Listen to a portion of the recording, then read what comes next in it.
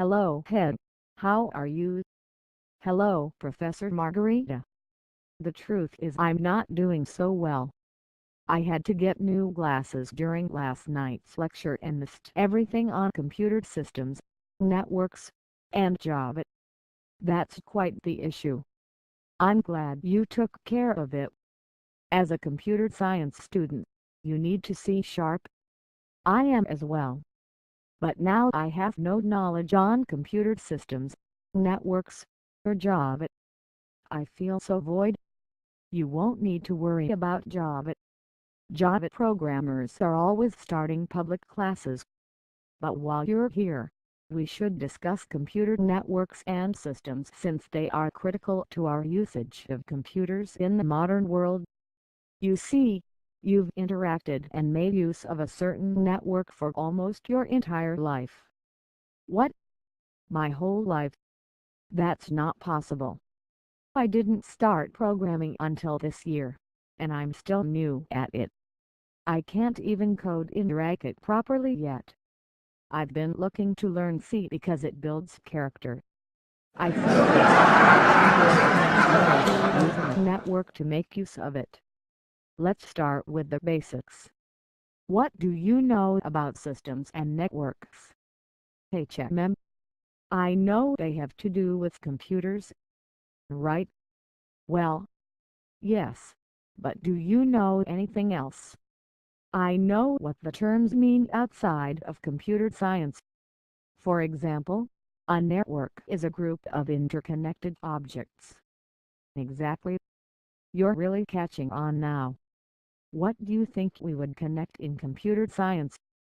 If it's computer science, we would have to be connecting computers. Oh, is the internet a network? There you go. The internet is a prime example of a network, and a powerful one at that. Through the internet, independent computers across the globe can communicate within seconds while still operating independently. You see, a network simply connects multiple independent machines. Since you have experience with the internet, I bet you can think of some purposes of networks as well. Go ahead and name a few. HMM. The internet has helped me talk with friends from around the planet, so for starters it allows for long-distance communication. It also serves as a worldwide database of information larger and more grand than any library or museum. Those are good examples. The fundamental purpose of a computer network is to provide access to shared resources. The internet does that fantastically. Smaller examples include the sharing of devices like printers, for any usage of Bluetooth.